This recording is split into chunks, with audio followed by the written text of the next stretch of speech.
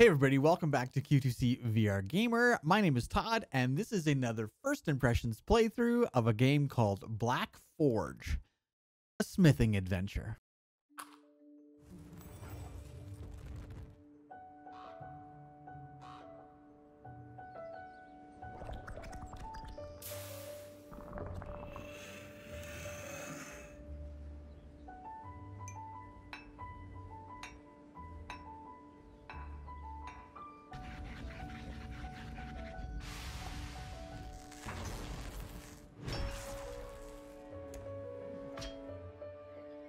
Hello, blacksmith.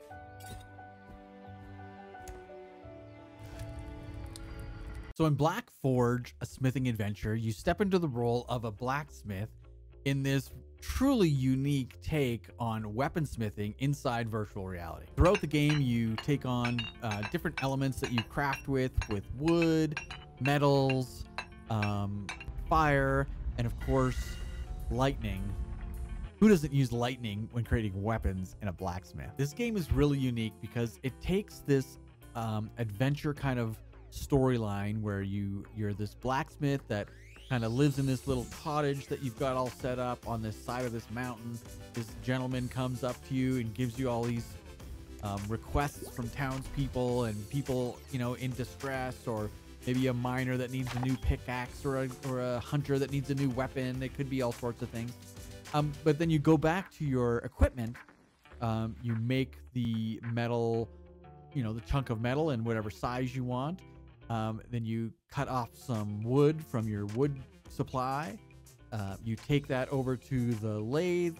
You grind it down to whatever you feel like it should look like. You take your chunk of metal over to the fire and heat it up.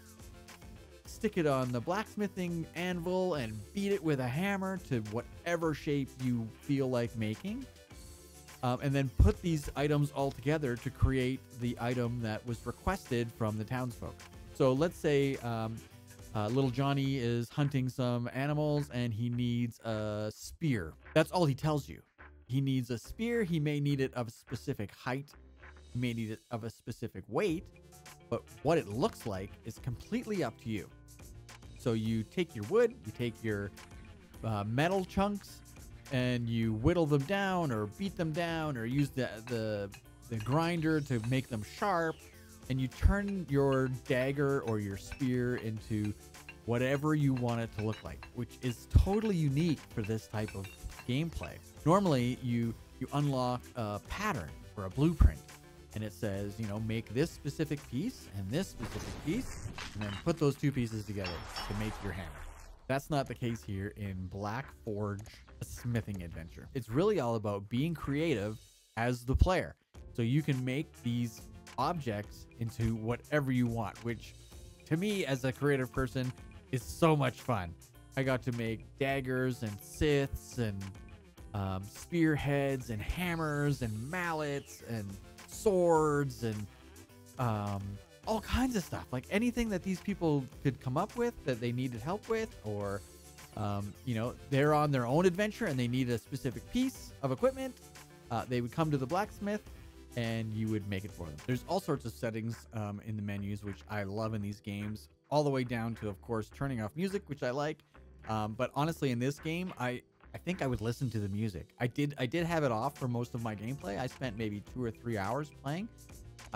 But I think I would probably turn it on, or at least listen to my own music at the same time, because you kind of get into this zen-like flow of building weapons and forging things on the anvil. Like, it was so much fun. I had a great time playing this game. The options you get are like free locomotion and teleportation, snap turning, and just regular spin turning in your with your controller. And of course, with snap turning, you get different degrees of snap turn, which is always great. You can recalibrate your height. So if you did play seated versus standing up, or if you decided to change mid-game, no problem. You can always just hit the thumbstick on your left controller and it would readjust your height. Of course, ideal place for it inside the game. One thing I noticed that I thought was kind of weird is there's no like force pulling for grabbing objects. So if you drop something on the ground, you have a set of tongs that are attached to your hip. These tongs are about 3 feet long, maybe, and they're trigger operated for them to open and close. And then you can pick items off the ground or off the walls, like a hammer gets stored way up in the air and you have to pick it up every once in a while. Or if you drop something like a log or something, you can either bend down in your play space, of course. But if you're playing seated, bending down is definitely more difficult. So using the tongs is the only other way to pick up items. I think a force pull would have been a little bit more intuitive. You have this gentleman called the Merchant who frequents your little campsite or your little blacksmithing area. He always brings you either new objectives or new quests or kind of jobs that need to be done. There's a job board that has jobs that are to be done on the left side and jobs that are completed on the right side.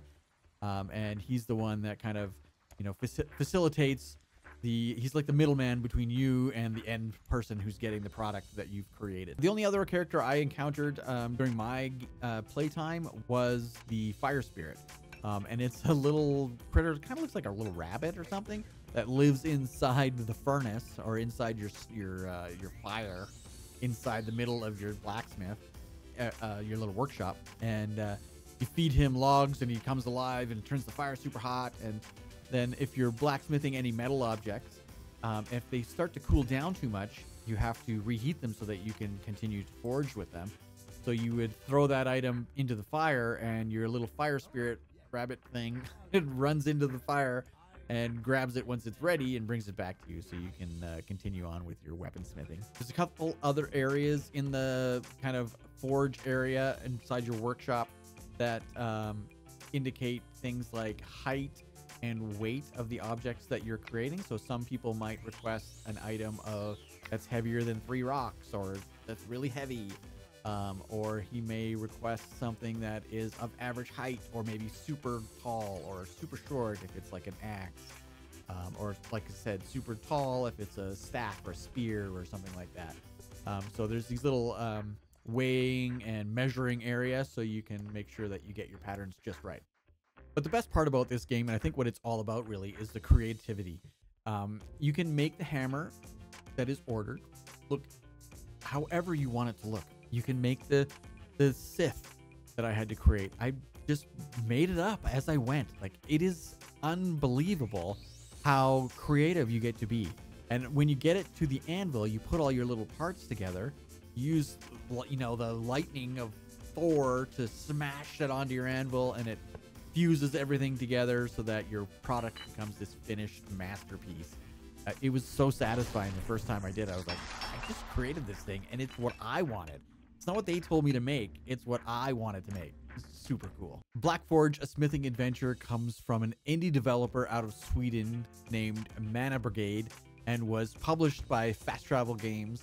Is available on MetaQuest 2, MetaQuest 3, MetaQuest Pro, and of course on Steam as well. And I believe the game is $19.99 at launch. And honestly, if creativity is your thing, this is a must-have game in my opinion. I had so much fun. So tell me, is Black Forge, a smithing adventure, something that was in your radar? And if it wasn't, maybe it is now.